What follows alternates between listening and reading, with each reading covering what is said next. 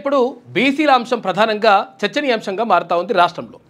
ఎందుకంటే బీసీలకు సంబంధించినటువంటి రిజర్వేషన్ 42% రిజర్వేషన్ ఇక్కడ స్థానిక సంస్థల ఎన్నికల్లో, అటు విద్యా ఉద్యోగాలకు సంబంధించి ఇస్తామని చెప్పేసి గతంలో కాంగ్రెస్ తన మేనిఫెస్టోలో పెట్టింది. తర్వాత ఇక్కడ కామారెడ్డి డిక్లరేషన్లో ప్రకటించింది. అయితే ఈ ప్రకటించినటువంటి నేపథ్యంలో మరి బీసీల వాటా దక్కుతుందా దక్కదా అనే దానిపైన ప్రధానంగా చర్చనీయాంశంగా మారింది. అయితే విషయం ఏంటంటే నిజంగా బీసీలకు 42% రిజర్వేషన్ ఇవ్వడానికి మేము రెడీగా ఉన్నామని చెప్పేసి అసెంబ్లీలో తీర్మానం పెట్టేసి పంపినరు, అయిపోయింది లెక్క. అయితే అక్కడికే చేతులు దులుపుకోవడం కాకుండా తర్వాత మేము ఒక అఖిలపక్ష బృందంతో వెళ్ళి అక్కడ కేంద్ర ప్రభుత్వాన్ని కలుస్తాం, కలిసిన తర్వాత అక్కడ ప్రధానమంత్రి నరేంద్ర మోడీకి వివరిస్తాం. ఈ రకరకాలుగా ఇట్లా చేపట్టడం ద్వారా బీసీలకు దగ్గర చేసేటువంటి ప్రయత్నం చేసుకుంటాం, తర్వాత బీసీలకు 42% రిజర్వేషన్ సాధిస్తామనేటువంటి మాటను రాష్ట్ర ప్రభుత్వం చెప్పింది. అక్కడ ముఖ్యమంత్రి చెప్పిన తర్వాత నిజంగా కూడా మరి బీసీలకు సంబంధించి ఏమన్నా ముందడుగు పడ్డదా అంటే ఎక్కడ కూడా పడ్డట్టుగా కనిపిస్తలేదు. విషయం ఏంటంటే మేము బిల్లు పెట్టేసినాం, చేతులు దులుపుకున్నాం అనేటువంటి కార్యక్రమం తప్ప బీసీలకు ఒరిగింది లేదు అనేటువంటి విషయం పైన ప్రధానంగా రాష్ట్ర వ్యాప్తంగా చర్చ జరుగుతూ ఉంది. అయితే బీసీ సంఘాల్లో కానీ నిన్న బీసీ సంఘాలు ఇక్కడ మొత్తం కూడా క్లియర్గా డిక్లేర్ చేస్తూ ఉన్నాయి. బీసీలకు సంబంధించి 100% దక్కాల్సినటువంటి వాటా దక్కాలంటే 100% ఈ 42% రిజర్వేషన్ అనేటువంటిది అమలు కావాలి. అయితే 42% రిజర్వేషన్ అమలు అయితే ఏం జరుగుతుంది, లేకపోతే 42% రిజర్వేషన్ అమలు కాకుండా మేము 42% మీకు సీట్లు కేటాయిస్తామంటే ఎట్లా ఏం జరుగుతుంది అంటే 42% రిజర్వేషన్ ఒకవేళ అమలు చేస్తే ఎట్టి పరిస్థితుల్లో ఏంటంటే తప్పని పరిస్థితుల్లో అన్ని పార్టీలు కూడా ఆ 42% ఎక్కడెక్కడైతే కేటాయిస్తారో ఏ గ్రామ పంచాయతీలు కానీ లేకపోతే ఎంపీటీసీలు కానీ జెడ్పీటీసీలు కానీ ఆయా స్థానాన్ని కేటాయిస్తారో తప్పకుండా బీసీలకు మాత్రమే అక్కడ అవకాశం ఉంటుంది. అప్పుడు ఏమవుతుంది, ఆ 42% ఎట్టి పరిస్థితుల్లో బీసీలు మాత్రమే అక్కడి నుంచి ఎన్నికవుతారు. అయితే ఇక్కడ రిజర్వేషన్లో ఎన్నికైన తర్వాత మళ్ళీ ఓపెన్లో ఉంటాయి. మరి ఓపెన్లో ఉన్న వాటిల్లో కూడా బీసీలు అక్కడ పోటీ చేస్తారు. పోటీ చేసిన తర్వాత అక్కడి నుంచి కూడా కొన్ని సీట్లు వస్తాయి. కొన్ని స్థానాల నుంచి వాళ్ళు సర్పంచులు కానీ ఎంపీటీసీలు కానీ జెడ్పీటీసీలు కానీ ఇక్కడ కార్పొరేషన్లు కానీ ఇక్కడ ఇవన్నీ కూడా అవకాశాలు దక్కుతాయి. కాకపోతే ఏంటంటే మేము 42% ఇచ్చేస్తాం అట్లా అని చెప్పేసి అక్కడ కాంగ్రెస్ పార్టీ చెప్తా ఉంది. కానీ అదే సరైనటువంటి అంశం కాదు. ఎందుకంటే 42% మీరు కేటాయిస్తే అక్కడి వరకు మాత్రమే పరిమితం అయిపోతారు బీసీలు. మరి ప్రభుత్వం చెప్పినటువంటి లెక్కల ప్రకారమే 56.33%గా ఉన్నటువంటి బీసీలకు మరి ఎంత వాటా దక్కాలి? కనీసం ఈ 56% అన్న దక్కాలి కదా. మరి దక్కాలన్నప్పుడు ఈ 42% రిజర్వేషన్ అమలైతే కొన్ని చోట్ల ఓపెన్లో కూడా బీసీలు గెలుస్తారు. అప్పుడు బీసీల వాటా బీసీలకు దక్కేటువంటి అవకాశం ఉంటుంది. ఇక విద్యా ఉద్యోగాలకు సంబంధించి కూడా ఎందుకంటే విద్యా ఉద్యోగాల్లో కూడా మాకు అన్యాయం జరుగుతూ ఉంది. ఈ ఈడబ్ల్యూఎస్ అనేటువంటి తీసుకొచ్చిండ్రు. అప్పుడు కేసీఆర్ గవర్నమెంట్ ఉన్నప్పుడు ఈడబ్ల్యూఎస్కి సంబంధించి 10% రిజర్వేషన్ తీసుకొచ్చిండ్రు. కేంద్ర ప్రభుత్వం చెప్పిన తర్వాత ఆ రాష్ట్రాల ఇష్టం 10%కి 10% అని చెప్పేసి అప్లై చేసి పడేసిండు. అక్కడ అమలవుతూ ఉంది. దీని ద్వారా 10% కూడా లేనటువంటి ప్రజలకు 10% రిజర్వేషన్ ఇవ్వడము, తర్వాత ఇక్కడ 56.33% ప్రభుత్వం చెప్తున్న లెక్కల ప్రకారం యాక్చువల్గా అసలు లెక్కలైతే ఇప్పుడు కేంద్ర ప్రభుత్వం కులగణన చేసిన తర్వాత జనగణన కులగణన చేసిన తర్వాత 60%కి పైగా బీసీల జనాభా ఉందనేటువంటిది తేలిపోతుంది. అయితే ఇప్పుడు ఏమవుతుంది ఇక్కడ ఈడబ్ల్యూఎస్కి సంబంధించి 10% రిజర్వేషన్ ఇస్తూ ఉన్నారు. తర్వాత బీసీలకు సంబంధించినటువంటి అంశం మాత్రం పట్టించుకునేటువంటి పరిస్థితి కనిపిస్తూ ఉంది. దీని ద్వారా మొత్తం మీద మాకు నష్టపోతూ ఉన్నాం.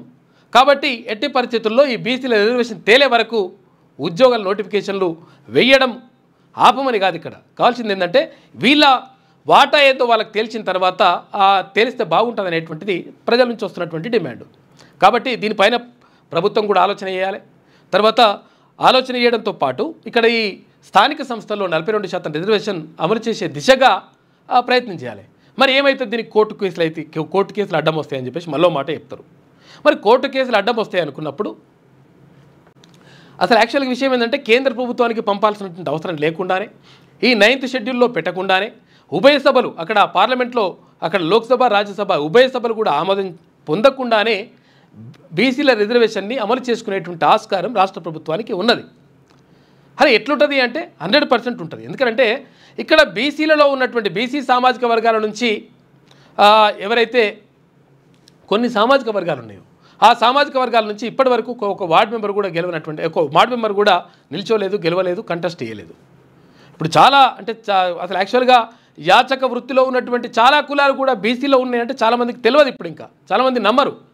బాలసత్తులు కానీ ఇక్కడ తర్వాత ఇక్కడ గంగిరెద్దుల వాళ్ళు కానీ ఆ తర్వాత ఇది వంశరాజులు కానీ రకరకాలుగా ఇట్లా చాలా కులాలు కూడా అంటే ఇప్పటికీ కూడా అంటే ఇక్కడ కాకిపడగలోళ్ళు కానీ ఇట్లా చాలా కులాలు కూడా ఇప్పటికీ కూడా యాచక వృత్తిని అంటే అడుక్కునేటువంటి వృత్తిని కొనసాగుతున్నటువంటి పరిస్థితి కనిపిస్తూ ఉంది. వీటన్నిటిని ఆధారంగా చేసుకొని తర్వాత ఇక్కడ ఎవరికి కూడా ఈ వాటా దక్కలేదు కాబట్టి ఇప్పటి వరకు ఒక వార్డు మెంబర్ కూడా కాలేదు. తర్వాత ఇక్కడ ఇప్పటి వరకు ఒక కనీసం ఇక్కడ గ్రామ పంచాయతీల్లో సర్పంచులు కూడా కాలేదు. కాబట్టి వీళ్లకు అవకాశాలు లభించాలంటే బీసీలకు రిజర్వేషన్ ఇవ్వాల్సిందే అనేటువంటి ఒక ప్రతిపాదనను రాష్ట్ర ప్రభుత్వం తీసుకొస్తే 100% సక్సెస్ అవుతుంది. అప్పుడు కోర్టులు కూడా సుప్రీంకోర్టు కూడా జోక్యం చేసుకోవడానికి వీలుండదు. ఎందుకంటే ఇక్కడ ప్రాతినిధ్యం లేదు, ఇక్కడ స్థానిక సంస్థలకు సంబంధించి తర్వాత అక్కడ విద్యా ఉద్యోగాలకు సంబంధించి కూడా ఇప్పటి వరకు బడిముఖం చూడనటువంటి ఇప్పటి వరకు కనీసం ఒక ఉద్యోగం ఒక చిన్న ప్యూన్ ఉద్యోగం కూడా సంపాదించినటువంటి కులాలు బీసీలలో చాలా ఉన్నాయి. కాబట్టి ఆ కులాలను ఆధారంగా చేసుకొని 100% ఇక్కడ బీసీలకు రిజర్వేషన్ కల్పించేటువంటి వెసులుబాటు అవకాశం రాష్ట్ర ప్రభుత్వానికి ఉండే. కానీ అట్లా కాకుండా మేము మా పని అయిపోయింది, మేము బిల్లు పెట్టేసినాం, తర్వాత కేంద్ర ప్రభుత్వానికి పంపించేసినాం అని చెప్పేసి చేతులు దులుపుకునేటువంటి ప్రయత్నం చేస్తే 100% బీసీల నుంచి వ్యతిరేకత వచ్చేటువంటి అవకాశం ఉంటుంది. ఎందుకు ఇప్పుడు చర్చ జరుగుతూ ఉందంటే స్థానిక సంస్థల ఎన్నికలు పెట్టాలనేటువంటి ఆలోచన రాష్ట్ర ప్రభుత్వం చేస్తూ ఉంది. తర్వాత ఏడాదిన్నరగా అవి మొత్తం కూడా ఏడాదిన్నరకు పైన అక్కడ సర్పంచులు కానీ తర్వాత ఎంపీటీసీలు జెడ్పీటీసీలు తర్వాత ఏవి లేకుండా దారుణమైనటువంటి పరిస్థితుల్లో కొనసాగుతూ ఉంది స్థానిక సంస్థల్లో. అయితే ఈ నేపథ్యంలో ఎట్టి పరిస్థితుల్లో ఎలక్షన్లు పెట్టాలి, తర్వాత ముందుకెళ్లాలనేటువంటి ఆలోచన చేస్తూ ఉన్నటువంటి నేపథ్యంలో 100% ఒకవేళ బీసీలకు అన్యాయం జరిగితే మాత్రం ఎట్టి పరిస్థితుల్లో ఎన్నికల్లో బరాబర్ దెబ్బపడతనేటువంటి మాట మాత్రం కనిపిస్తూ ఉంది. అందుకని ఇక్కడ కల్వకుంట్ల కవిత కూడా ఇప్పుడు మాట్లాడుతూ ఉంది. ఏమంటుంది, 42% రిజర్వేషన్ అమలు చేస్తామని చెప్పిన తర్వాతనే అమలు చేసిన తర్వాతనే మీరు స్థానిక సంస్థలకు ఎన్నికలకు వెళ్ళండి అని చెప్పేసి చెప్తా ఉంది. అంటే మొత్తం మీద అన్ని పార్టీలు కూడా ఒక ఆలోచన చేస్తూ ఉన్నాయి. తర్వాత ఆలోచన చేయాల్సినటువంటి అనివార్యత ఏర్పడ్డది. ఎందుకంటే బీసీలో వచ్చినటువంటి చైతన్యం ఆ దిశగా ఇవన్నీ కూడా క్రియేట్ చేస్తూ ఉంది. కాబట్టి అటువంటి నిర్ణయం అంటే 42% రిజర్వేషన్కి సంబంధించి ఇక్కడ స్థానిక సంస్థల్లో కానీ తర్వాత ఇక్కడ విద్యా ఉద్యోగాల్లో కానీ అవి తీసుకొచ్చినప్పుడు మాత్రమే 100% ఇక్కడ మంచి జరిగేటువంటి అవకాశం ఉంటుంది. లేకపోతే ఏ పార్టీ అయితే అన్యాయం చేస్తుందో ఆ పార్టీని బొందబెట్టేటువంటి కార్యక్రమం బరాబర్ జరుగుతుంది అని చెప్పేసి విశ్లేషకులు అంటున్నటువంటి మాట. ఇక మరోవైపు నిన్న గద్దర్ అవార్డులు చలనచిత్రాలకు సంబంధించి గతంలో నంది అవార్డులు ఇస్తుండే.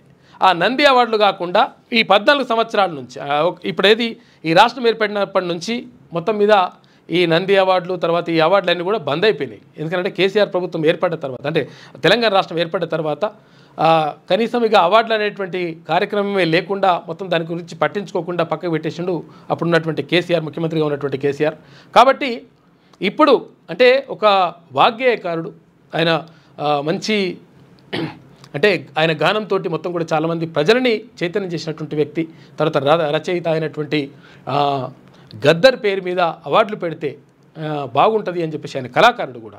కాబట్టి ఆయన పేరు మీద అవార్డు పెడితే బాగుంటుందని చెప్పేసి రాష్ట్ర ప్రభుత్వం భావించింది. ఆ తర్వాత అవార్డులు పెట్టేసింది. నిన్న అవార్డు కార్యక్రమాలు నిన్న జరిగింది. అట్టహాసంగా తెలుగు సినీ పరిశ్రమలో ఉన్నటువంటి వివిధ అంటే ఇక్కడ చలనచిత్రాలు అంటే ఉత్తమ చిత్రం కానీ ఉత్తమ నటుడు కానీ ఉత్తమ నటి కానీ ఇట్లా అవార్డులు నిన్న ఇచ్చేసిండ్రు. అది అట్టహాసంగా అక్కడ జరిగిపోయింది.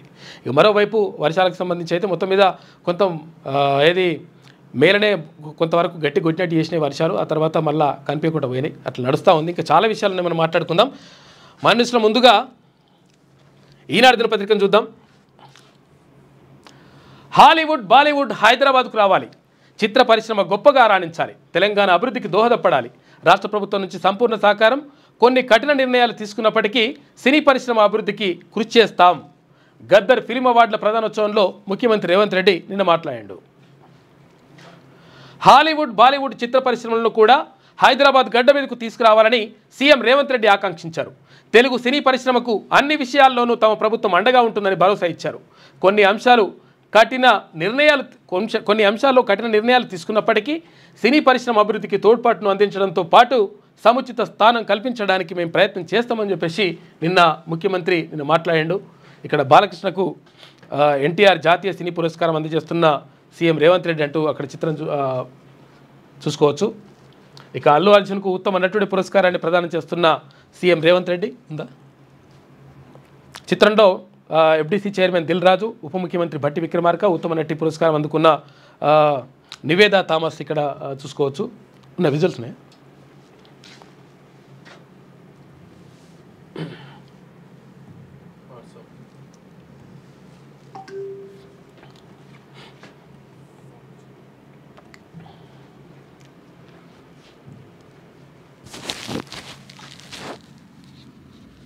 సినిమాకి గాను ఐకాన్ స్టార్ అల్లు అర్జున్ గారు.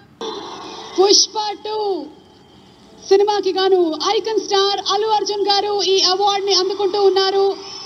ప్రతి ఒక్క మైన్యూట్ డీటెయిల్ని అద్భుతంగా చూపిస్తూ ఒక మాస్ ఇమేజ్తో పాటు ఒక క్లాస్ టచ్ని కూడా ఇస్తూ పర్ఫామ్ చేసి అందరి మనసుల్ని గెలుచుకున్నటువంటి ఐకాన్ స్టార్ అల్లు అర్జున్ గారికి హార్టీ కంగ్రాచులేషన్స్. సిల్వర్ మొమెంటో 5 లక్షల క్యాష్ ప్రైజ్ మరియు ప్రశంసా పత్రాన్ని అందిస్తున్నారు మన గౌరవనీయ ముఖ్యమంత్రి వర్యులు శ్రీ ఏ రేవంత్ రెడ్డి గారు. కంగ్రాచులేషన్స్ టు పుష్ప గారు. పుష్ప నీ అవ్వ తగ్గేదెల్లే. ఉత్తమ నటుడి అవార్డు అల్లు అర్జున్ గారు.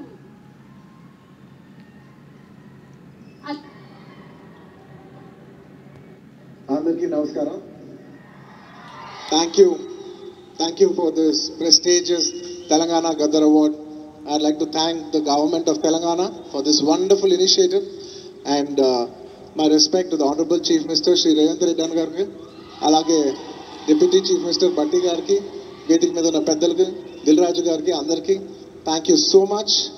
And this is not possible without my lovely director Sukumar garu. Darling, thank you so much. I love you. The award is purely your vision and your love. Thank you, darling. And thanks to my producers, and special mention to, I'm also searching for the best occasion to thank you for part 2 Gilsana Moditi award idi. I'd like to dedicate this award to all my fans. I thank you for your love and support. I hope to make you all more proud. I love you, my army. Thank you. And ఇంకా film awards కాబట్టి సరదాగా cinema నుంచి ఒక dialogue okay, సరదాగా Pushpa cinema నుంచి ఒక dialogue. ఆ బిడ్డ మీద ఒక్క గీటు పడ్డ గోంట గంగమ్మ తల్లి జాతరలో ఈ ఆట తలలు నరికినట్టు రప్ప రప్ప నరుగుతా ఒక్కొక్కడిని. పుష్పరాజ్ అసలు తెగ్గేదెలే. Thank you so much. I'd like to thank all the Pushpa fans for నిన్న అట్టహాసంగా జరిగింది ప్రోగ్రామ్. ఉత్తమ నటుడికి సంబంధించి ఉత్తమ నటి వీళ్ళందరూ కూడా అవార్డు తీసుకున్నారు. ఇక దద్దరిల్లిన టెల్ అవీవ్, ఇజ్రాయెల్పై క్షిపణులతో విరుచుకుపడిన ఇరాన్ ఇక అడ్డుకోలేకపోయినా ఆ దేశ ఐరన్ డోమ్ వ్యవస్థ, ఎంత వ్యవస్థ ఉన్నా కానీ అడ్డుకోలేకపోయినాయంట. పలు ప్రాంతాల్లో పౌరుల నివాసాల ధ్వంసం, ఇక 3 మృతి, 100 మందికి పైగా గాయాలు. 3 F-35 జెట్లను కూల్చివేశామన్న ఇరాన్. ఇక ఖమేనీ భవనంపై ఇజ్రాయెల్ వైమానిక దాడులు, మరోసారి ఇరాన్ అణుశుద్ధి కేంద్రాల లక్ష్యంగా మిస్సైళ్లు. ఇరు దేశాలు తీవ్రస్థాయిలో పరస్పర బెదిరింపులకు పాల్పడ్డాయంట. ఇరాన్ తర్వాత ఇక్కడ ఇజ్రాయెల్కి సంబంధించి మొత్తం కూడా బాంబుల వర్షం కురిపించుకుంటున్నారు. ఒక రకంగా చెప్పాలంటే 3వ ప్రపంచ యుద్ధం వచ్చినంత పని అవుతుంది, అంత నడుస్తుంది లెక్క. పశ్చిమాసియాను మరింత సంక్షోభానికి నెట్టేసేలా ఇజ్రాయెల్ ఇరాన్ మధ్య యుద్ధం తీవ్రతరమైంది. ఇరు దేశాలు శనివారం పరస్పర విధ్వంసక దాడులకు పాల్పడ్డాయి. ఘర్షణలకు ఆజ్యం పోసేలా భీకర హెచ్చరికలు చేసుకున్నాయి. టెహ్రాన్ లక్ష్యంగా యుద్ధ విమానాలు మిస్సైళ్లతో ఇజ్రాయెల్ విరుచుకుపడగా టెల్ అవీవ్పై ఇరాన్ 5 విడతల్లో క్షిపణుల వర్షం కురిపించింది.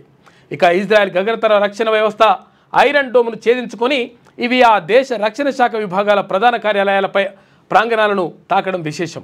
ఇజ్రాయెల్ దాడుల నేపథ్యంలో అమెరికాతో అణ్వాయుధ ఒప్పందంపై చర్చలకు అర్థం లేదని చెప్పేసి ఇరాన్ పేర్కొన్నది. మొత్తం మీద అమెరికా ఒక ఆంక్ష పెడుతుంది. ఒకవేళ అణు ఒప్పందం చేసుకుంటారా చేసుకోకపోతే ఇజ్రాయెల్ తోటి ఇట్నే దాడులు చేపిస్తామని చెప్పేసి మొన్న ట్రంప్ అన్నాడు అని మొత్తం మీద ఆగమాగం చేస్తున్నాడు. దీనివల్ల ఇజ్రాయెల్కు తర్వాత ఇక్కడ ఇరాన్కు మధ్య జరుగుతున్నటువంటి యుద్ధం వల్ల చమురు ధరలు అంటే పెట్రోల్ డీజిల్ ధరలు భారీగా పెరిగేటువంటి అవకాశం ఉంటుంది. మరి కాకపోతే ఏంటంటే మనం ఆల్రెడీ పెంచేసినాం కాబట్టి మరి ఏమైతే చూడాలి, కానీ అట్లా దారుణమైనటువంటి పరిస్థితులు ఉన్నాయి. కేసులా నోటీసులా మేడిగడ్డ కుంగుబాటు బాధ్యులపై చర్యలకు కసరత్తు, విజిలెన్స్ మాన్యువల్ ఆధారంగా ముందుకెళ్లాలని సర్కార్ నిర్ణయం. మేడిగడ్డ బ్యారేజీ కుంగుబాటుపై విజిలెన్స్ అండ్ ఎన్ఫోర్స్మెంట్ ఇచ్చిన నివేదికలోని సిఫారసులపై విజిలెన్స్ మాన్యువల్ ఆధారంగా చర్యలు తీసుకోవాలని నీటిపారుదల శాఖ నిర్ణయించింది. ఇక క్రిమినల్ ప్రాసిక్యూషన్ చేయాలని విజిలెన్స్ నివేదికలో పేర్కొన్న అధికారులపై ఎఫ్ఐఆర్ల నమోదుకు ఆదేశించడం, మిగిలిన వారికి షోకాజ్ నోటీసులు ఇచ్చి వివరణ కోరడం లేదా అందరికీ షోకాజ్ నోటీసులు ఇవ్వడం, వీటిలో ఏ విధానాన్ని అనుసరించాలనే విషయమై విజిలెన్స్ మాన్యువల్ను అధ్యయనం చేస్తూ ఉందంట. మొత్తం మీద వీళ్ళకు నోటీసులు ఇవ్వాలన్నా లేకపోతే కేసులు పెట్టాలన్నా, నోటీసులు ఇవ్వాలన్నా అంటే కేసులు పెట్టరు, నోటీసులు ఇస్తారు. ఇట్లా వేరే ఇప్పుడు అయినాయా అంటే అయినాయి, పోయినాయి అంటే పోయినవి, తర్వాత ఇది ఏమంటారు దానిపైన దర్యాప్తు జరిగిందా అంటే జరిగింది. అంటే వస్తారు, వచ్చేసిన తర్వాత నాకు తెలియదు, మర్చిపోయినా, తర్వాత జ్ఞాపకం లేదు, ఇటువంటి సమాధానాలు చెప్తే అట్లా అయిపోతుంది లెక్క. మొన్న గాలి జనార్దన్ రెడ్డికి సంబంధించి 20 సంవత్సరాల క్రితము గాలి జనార్దన్ రెడ్డి కావలసినన్ని మొత్తం కూడా గనులు తవ్వేసిండు, తర్వాత బంగారు సింహాసనాలు చేయించుకుంటూ రకరకాలుగా మొత్తం కూడా ఆయన మీద ఆరోపణలు వచ్చినాయి. వేల కోట్ల రూపాయలు మొత్తం కూడా పోగేసుకున్నాడని, ప్రభుత్వ ఆదాయానికి గండి కొట్టిండని చెప్పేసి రకరకాలుగా ఆరోపణలు వచ్చినాయి. ఆరోపణలే కాదు నిరూపణ కూడా అయిందని చెప్పేసి ఆయనను జైలుకు పంపించిండ్రు. జైలుకు పంపించిన తర్వాత మళ్ళా కోర్టు ఏం చేసింది, మళ్ళీ ఇంకో పై కోర్టుకి వెళ్తే హైకోర్టు అట్లేం కాదు, గాలి జనార్దన్ రెడ్డి చాలా మంచోడు కాబట్టి ఆయన నిడిచిపెట్టాలి. ఆయన నిడిచిపెట్టడంతో పాటు ఆయన పక్కకున్న వాళ్ళు కూడా ఉన్నారు కదా, వాళ్ళందరిని వదిలిపెట్టాలంటే అందరిని వదిలిపెట్టేసారు. అంటే పైసామ్య పరమాత్మ అన్నట్టు ఉండాలి లెక్క. మొత్తం కొన్ని విషయాలలో అట్లా జరుగుతూ ఉన్నాయి. గాలి జనార్దన్ రెడ్డికి సంబంధించి గతంలో జడ్జీలను కూడా మేనేజ్ చేయడానికి, జడ్జీలను కూడా కొనడానికి డబ్బులు ఇచ్చినట్టుగా కొంతమంది జడ్జీలు కూడా వాళ్ళపైన కూడా అయింది. అట్లా అయింది అన్నట్టు లెక్క. మరి ఏందో కథ. ఇక తొలి 100లో మనకే 11 అట చూసుకోయిగా, మళ్ళీ నెంబర్ వన్ కాడికి వస్తుంది లెక్క. నీట్ యూజీలో సత్తా చాటిన తెలుగు రాష్ట్రాల విద్యార్థులు, రాజస్థాన్ మధ్యప్రదేశ్ విద్యార్థులకు తొలి 2 ర్యాంకులు. తెలంగాణ టాపర్గా 18వ ర్యాంకర్ కాకర్ల జీవన్ సాయి కుమార్, ఇక ఏపీ టాపర్గా 19వ ర్యాంకర్ కార్తిక్ రామ్ అని చెప్పేసి ఇక్కడ చూసుకోవచ్చు. మొత్తం మీద నీట్ యూజీకి సంబంధించి ర్యాంకులు మనయే అని చెప్పి ఒకటి ఉంటుంది అన్నట్టు లెక్క. Mahesh Kumar first rank, Utkarsh Avadhiya second rank, Jeevan Sai Kumar 18వ ర్యాంక్ అయితే మన దగ్గర ఫస్ట్ ర్యాంకు. జాతీయ వైద్య ప్రవేశ పరీక్ష నీట్ యూజీ ఫలితాల్లో తెలుగు రాష్ట్రాల విద్యార్థులు సత్తా చాటారు. ఇక టాప్ 20లో ఇద్దరు, టాప్ 100లో 11 మంది తెలంగాణ ఏపీకి చెందినటువంటి వారు ఉన్నారంట. ఇక తొలి ర్యాంకును రాజస్థాన్కి చెందిన మహేష్ కుమార్, 2వ ర్యాంకును మధ్యప్రదేశ్ విద్యార్థి ఉత్కర్ష్ అవధియా దక్కించుకున్నారంట. అయితే ఇక్కడ ఇది ఇట్లుంటే ఎట్లుంటుంది అంటే కథ, ఈ యాడ్స్ ఉంటాయి కదా, యాడ్స్ మళ్ళీ మొదలైతే అన్నట్టు నెంబర్ వన్ అని మళ్ళీ స్టార్ట్ చేస్తారు ఇట్లా లెక్క. తెలుగు రాష్ట్రాల్లో బెస్ట్ ర్యాంక్ నారాయణదే అంటే ఇప్పుడు అసలు యాక్చువల్గా మనము ఈ ఫస్ట్ ర్యాంక్ అని కూడా తీసుకొచ్చి చిన్న వేస్తుండే, కానీ 18వ ర్యాంక్ అని కూడా పెట్టి చూసిన, చిన్నగా 18 పెట్టి 1 ర్యాంక్ వేసారు. అది పెడుతుండే. కాకపోతే ఏంటంటే ఆల్రెడీ తీన్మాన్ మల్లన్న క్లియర్గా చెప్తా ఉన్నాడు, ఈ ఫస్ట్ ర్యాంక్ కూడా ఎక్కడో ఉంటే వాడిని తీసుకొచ్చేసి మళ్ళీ వీళ్ళ దాంట్లో కలుపుకుంటున్నారు, తర్వాత ఇదంతా అన్యాయం జరుగుతుంది కాబట్టి తల్లిదండ్రుల మోసపోకండి, ఇక్కడ నారాయణ శ్రీ చైతన్య చేస్తున్నటువంటి మోసాలుగా ఇట్లున్నాయని చెప్పేసి తీన్మాన్ మల్లన్న క్లియర్గా కుండబద్దలు కొట్టినట్టుగా పబ్లిక్ సూచించిండు. ఇక చూపించడంతో ఏమైంది, ఇప్పుడు ఒకవేళ వేసుకుంటే మళ్ళీ ఆగమైతే తట్టుతున్నా నాయన అని చెప్పేసి ఇప్పుడు ఏం చేస్తున్నట్టే మళ్ళీ ఉట్టికి ఇట్లా మళ్ళీ కథ, ఒక రకమైనటువంటి కథ మొదలుపెట్టిండ్రు. ఇప్పుడు మనకు 18, 19వ ర్యాంకే మన దగ్గర ఫస్ట్ ర్యాంకు, సెకండ్ ర్యాంకు. ఏది 18వ ర్యాంక్ ఏమో తెలంగాణలో ఫస్ట్ ర్యాంకు, 19వ ర్యాంక్ ఏమో ఏపీలో ఫస్ట్ ర్యాంకు. మరి అయినప్పుడు 1, 2, 3, 4 1, 2, 3, 4, 7, 10 ఇవన్నీ మనవి అని చెప్పేసి వీళ్ళు వేసుకుంటారు మన లెక్క. నారాయణ మనం దీన్ని బట్టి మనం అర్థం చేసుకోవచ్చు నిజంగా ఏంటంటే అసలు యాక్చువల్గా మరి టాప్ 100లో ఈ 2 రాష్ట్రాలకు కలిసి 11 మాత్రమే వచ్చినాయి అని చెప్పేసి క్లియర్గా పేపర్లలో ఉన్నాయి. ఇక ఓన్లీ మా నారాయణలో 22 ర్యాంకులు వచ్చినాయి 100 లోపు అని చెప్పేసి ఇటు రాసుకొస్తారు మళ్ళీ. కాబట్టి ఇట్లుంటుంది అట్లా కథ వీళ్ళంతా. ఇవన్నీ పేపర్లు నింపేస్తారు, కోట్ల రూపాయల యాడ్స్ ఇవి.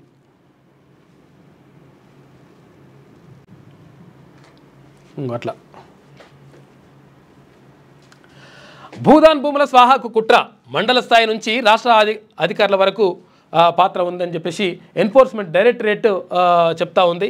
మొత్తం మీద భూదాన్ భూములకు సంబంధించి రకరకాలుగా అవకతవకలు జరుగుతూ ఉన్నాయి. ఎందుకంటే అప్పుడు వినోబా భావే అంటే దేశవ్యాప్తంగా అప్పుడు భూదానోద్యమాన్ని చేపట్టినరు. అది కూడా మన భూదానోద్యమము మన రాష్ట్రంలోనే ఇక్కడ పోచంపల్లి, భూదాన్ పోచంపల్లి, అందుకనే ఆ పోచంపల్లి పరిపు భూదాన్ పోచంపల్లి అంటారు. అక్కడ ప్రారంభమైంది.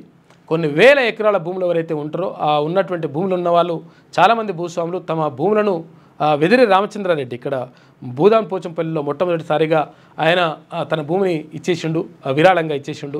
అంటే పబ్లిక్ పంచండి, తర్వాత నాకు ఇంత భూమి వద్దని చెప్పేసి ఇచ్చేసిండు. వినోబా భావే అప్పుడు దేశవ్యాప్తంగా భూదానోద్యమాన్ని చేపడుతున్నప్పుడు వినోబా భావే ఇక్కడికి తెలంగాణకు వచ్చినప్పుడు అప్పుడు మొట్టమొదటిసారిగా భూదానోద్యమం జరిగింది కూడా భూదాన్ పోచంపల్లిలా. కాబట్టి అక్కడ వెదిరే రామచంద్రారెడ్డి ఆయన విగ్రహం కూడా పెట్టిరు. ఇక్కడ ఇప్పుడు భూదాన్ పోచంపల్లి పోతుంటే అంటే రామోజీ ఫిల్మ్ సిటీ దాటిన తర్వాత ఇది విజయవాడ హైవేలో లెఫ్ట్ సైడ్ భూదాన్ పోచంపల్లి పోయే రోడ్ ఉంటుంది, ఆడ విగ్రహం కూడా పెడతారు. అయితే ఇట్లా ఈ భూదాను చేసినటువంటి భూములు ఏవైతే ఉంటాయో ఆ భూములను కథం పట్టించే కార్యక్రమం చేస్తున్నట్టు కొంతమంది దుర్మార్గులు ఈడీ చెప్తా ఉంది. జగజ్జేత దక్షిణాఫ్రికా ప్రపంచ టెస్ట్ ఛాంపియన్షిప్ కైవసం చేసుకుంది దక్షిణాఫ్రికా 30 ఏళ్ల తర్వాత. రాజకీయ నిఘా కోసమే ఎస్ఓటి సిట్ తాజా విచారణలో ప్రభాకర్ రావు అంగీకరించిండు. ఇక ప్రభాకర్ రావుకు ప్రత్యేక బాధ్యత అప్పగించాలని వెల్లడి.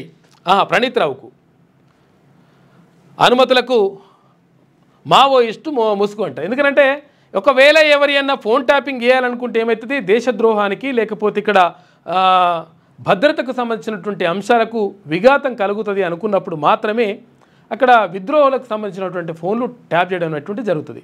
అది కూడా అంతర్గతంగా చేస్తారు. కానీ ఇప్పుడు ఇది ఇక్కడ ఏది ప్రజాప్రతినిధులై ఎమ్మెల్యేలై ఎంపీలే కానీ లేకపోతే ప్రజాప్రతినిధులు కొంతమంది కానీ లేకపోతే కొంతమంది జర్నలిస్టులే కానీ కొంతమంది జడ్జీలే కానీ వీళ్ళన్నింటినీ ఫోన్ ట్యాపింగ్ చేయడానికి ఓ దుర్మార్గుడు ఈయన ప్రభాకర్ రావు ఏం చేసిందట, మంచి దానికి నాయకత్వం వహించు, అప్పుడు అధికారిగా ఉన్నాడు, రిటైర్ అయితే మళ్ళీ తీసుకొచ్చి పెట్టిరాయండి.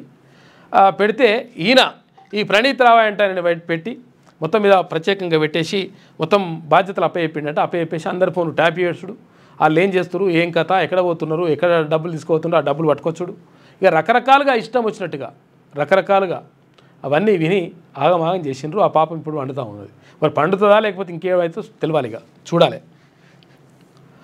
అనుమతులకు మావోయిస్టు ముసుగు, ఫోన్ ట్యాపింగ్ కేసు దర్యాప్తులో కీలక మలుపు. ఇక ఫోన్ అక్రమ ట్యాపింగ్ వ్యవహారాల్లో ప్రధాన నిందితుడు ఎస్ఐబి మాజీ చీఫ్ ప్రభాకర్ రావును ప్రశ్నిస్తుండడంతో కేసులో చిక్కుముడులు వీడుతున్నాయి. విశ్వసనీయ సమాచారం మేరకు రాజకీయ నిఘా కోసమే ఎస్ఐబిలో ప్రత్యేక విభాగాన్ని అంటే ఎస్ఓటి ఏర్పాటు చేశామని ప్రభాకర్ రావు అంగీకరించిందట. ఎస్ఓటి ఎందుకు ఏర్పాటు చేసినామంటే దీనికోసం చేసినట్ట కథ.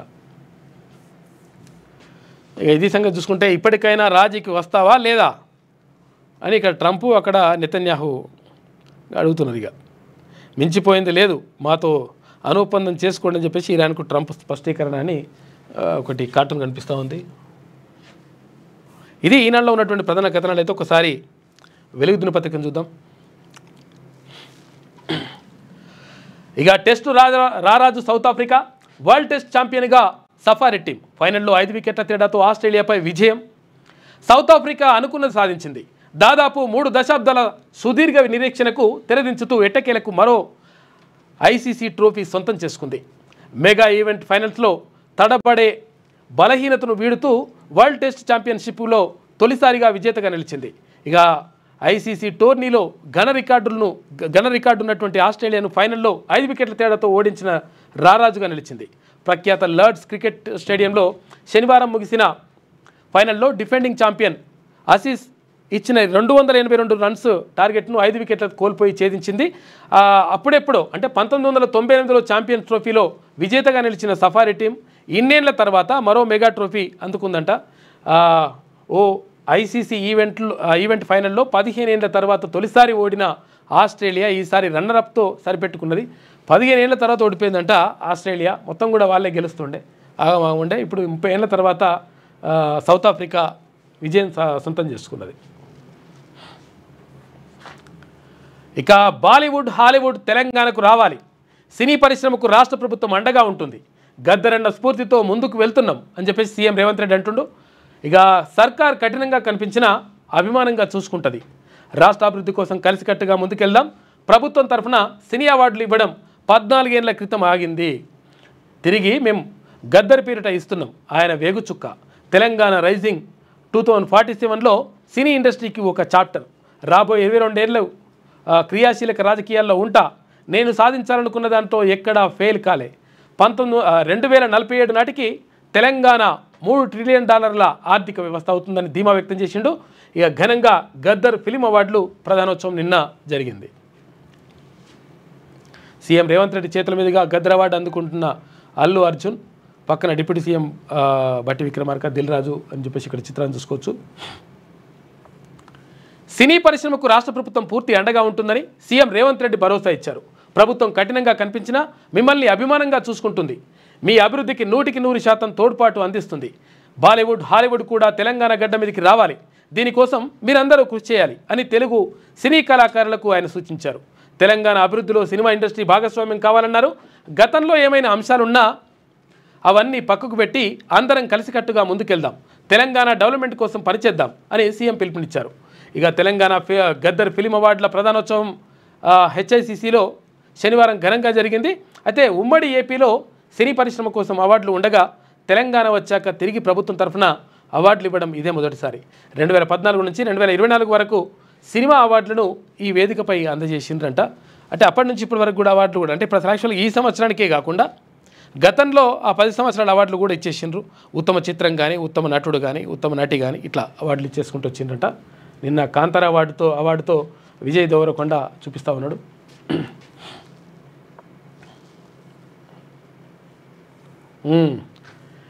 ఇక నీట్ టాప్ 100లో మనోళ్ళు 5గురంట. తెలంగాణ నుంచి క్వాలిఫై అయిన వారు 41,584 మంది, దేశవ్యాప్తంగా అర్హత సాధించిన వారు 12.36 లక్షల మంది. ఆల్ ఇండియా టాపర్గా రాజస్థాన్కి చెందిన మహేష్ కుమార్, సెకండ్ థర్డ్ ప్లేసుల్లో ఉత్కర్ష్ అవధియా, కృషంగ్ జోషి. ఏపీ నుంచి 36,776 మంది క్వాలిఫై అయినరు. టాప్ 100లో 6 ఉన్నారు. ఇక టాప్ 10లో తెలంగాణ, ఏపీ నుంచి ఒక్కరికి దక్కలేదు చోటు. చూసుకో, ఇక వీళ్ళేమో నెంబర్ 1 అనుకుంటే వేస్తారు, మళ్ళీ మీది పోతే నెంబర్ 1 అని కనిపిస్తుంది కథ. ఇందులో ఒక్కరికి కూడా చోటు దక్కలేదంట. చూసుకోరి, చూసారు కదా. ఇవన్నీ చూస్తే వీళ్ళే మనకే వచ్చినట్టునే మొత్తం అవార్డులు, మొత్తము ఇవి ఆ ర్యాంకులను మనకే వచ్చినట్టునే అనిపిస్తుంది. ఎందుకంటే ఈ నారాయణ, శ్రీ చైతన్య ఇట్లా వేస్తాయన్నమాట లెక్కలు. వాళ్ళు చేస్తున్న మోసం ఇట్లా. ఫీజుల నియంత్రణ పైన ప్రభుత్వం నిర్ణయం తీసుకుంటారంటారు. నిర్ణయం తీసుకోదు. ఇప్పుడు స్కూల్ స్టార్ట్ అయినాయి, బళ్ళు స్టార్ట్ అయినాయి, ఇంకా కూడా నిర్ణయం ఏం లేదు. ఇంకా ఆ విద్యా కమిషన్ వేసినారు, మరి ఎందుకు వేసినారో వాళ్ళ సూచనలు పాటించాలి కదా వాళ్ళు ఏమైనా ఇస్తే. మెడికల్ కోర్సుల్లో అడ్మిషన్ల కోసం నిర్వహించిన నీట్ యూజీ ఫలితాలను నేషనల్ టెస్టింగ్ ఏజెన్సీ ఎన్టీఏ శనివారం విడుదల చేసింది. తెలంగాణ నుంచి 70,259 మంది నీట్ పరీక్ష రాయగా వారిలో 41,584 మంది క్వాలిఫై అయ్యారు. ఆల్ ఇండియా టాప్ 100లో మనోళ్ళు 5 ఉన్నారు. ఇక కాకర్ల జీవన్ సాయి కుమార్ 18వ ర్యాంకు, షణ్ముఖ నిశాంత్ 37వ ర్యాంకు, మంగారి వరుణ్ 46వ ర్యాంకు, ఎండ్రపాటి షణ్ముఖ్ 48వ ర్యాంకు సాధించగా దర్బా కార్తిక్ రామ్ 19వ ర్యాంకు, కొడబటి మోహిత్ సాయిరామ్ 56వ ర్యాంకు, దేశిన సూర్యచంద్ర 59వ ర్యాంకు, పొందిల అవినాష్ 64వ ర్యాంకు, ఎర్రా సమీర్ అందరూ కూడా ర్యాంకులు సాధించారంట. మొత్తం మీద 11 మందికి వచ్చినాయంట 100లో టాప్ 100లో. అంటే తెలంగాణ నుంచి 5, తర్వాత ఏపీ నుంచి 6. ఇక ప్రభాకర్ రావు విచారణకు సహకరిస్తలే అని సహకరిస్తుండు, మళ్ళీ అంతా అన్నారు. మళ్ళీ ఇన్లేదు ఒకటి. అంటే విషయం ఏంటంటే అసలు యాక్చువల్గా వీళ్ళు సహకరించరు. ఎందుకంటే తెలియదు, మర్చిపోయినాం ఇట్లా అని చెప్పేసి బురిడి కొట్టించేటువంటి ప్రయత్నం చేస్తారు. కాబట్టి గట్టిగా తీసి గుంజి కొడితే మళ్ళీ ఎవరైనా చేయకుంటుంటారు. కీలక ప్రశ్నలకు పొంతనలేని సమాధానాలు. 3వసారి 9 గంటల పాటు విచారించిన సిట్. ఇక ఎస్ఐబి డేటా ధ్వంసంపైనే ప్రధానంగా ప్రశ్నించిన అధికారులు. ఇక ఈ నెల 15న మళ్ళీ హాజరు కావాలని చెప్పేసి ప్రభాకర్ రావును పిలుస్తున్నట. ఇసుక దందాకు చెక్ పెడతా, రాష్ట్రానికి ఆదాయం పెంచుతా, మైనింగ్ కార్మిక శాఖ మంత్రి వివేక్ వెంకటస్వామి. ఇక సింగరేణిలో కొత్త బొగ్గు గనుల కోసం కృషి. జైపూర్లో 3 ప్లాంట్లలో 5,000 మంది స్థానికులకు ఉద్యోగాలు. చెన్నూరును ఆదర్శంగా తీర్చిదిద్దుతానని వెల్లడి. సిద్దిపేట, పెద్దపల్లి, మంచిర్యాల జిల్లాలో మంత్రికి నిన్న ఘన స్వాగతం పలికిరు వివేక్ వెంకటస్వామికి. 13 రోజుల్లో 62% మందికి రేషన్. 56.40 లక్షల కుటుంబాలకు 3 నెలల బియ్యం పంపిణీ. ఇక ప్రారంభంలో టెక్నికల్ సమస్యలు వచ్చినా క్రమంగా స్పీడప్ చేసిరట. ఈ నెలాఖరు వరకు పంపిణీ ఉంటుందంట. సివిల్ సప్లై శాఖ ఏర్పాట్లు చేస్తూ ఉంది. ఒకేసారి పెద్ద ఎత్తున సన్నబియ్యం రావడంతో లబ్ధిదారుల్లో హర్షం కనిపిస్తుందంట, సంతోషం వ్యక్తం చేస్తున్నట లబ్ధిదారులు. రాష్ట్రంలోని 3,10,00,000 మంది లబ్ధిదారులకు ఈ నెల ప్రారంభం నుంచి సన్నబియ్యం పంపిణీకి రాష్ట్ర సర్కార్ శ్రీకారం చుట్టింది. రాష్ట్ర వ్యాప్తంగా ఇప్పటికే 62% రేషన్ పంపిణీ ప్రక్రియ పూర్తయింది. వర్షాకాలం సీజన్ను దృష్టిలో ఉంచుకొని కేంద్ర ప్రభుత్వ ఆదేశం మేరకు జూన్, జూలై, ఆగస్టు నెలల రేషన్ను ఒకేసారి పంపిణీ చేస్తున్నారు. ఇందులో భాగంగా ఒక్కో లబ్ధిదారుడికి 18 కిలోల చొప్పున రాష్ట్రంలోని 91.83 లక్షల రేషన్ కార్డులున్న కుటుంబాలకు సివిల్ సప్లై శాఖ రేషన్ పంపిణీ చేస్తూ ఉంది. ఈ నెలాఖరు వరకు రేషన్ షాపుల్లో సన్నబియ్యం పంపిణీకి సివిల్ సప్లైస్ అధికారులు అన్ని ఏర్పాట్లు చేసిండ్రు. మొత్తం మీద 13 రోజులలో 62% పూర్తి చేసిరట.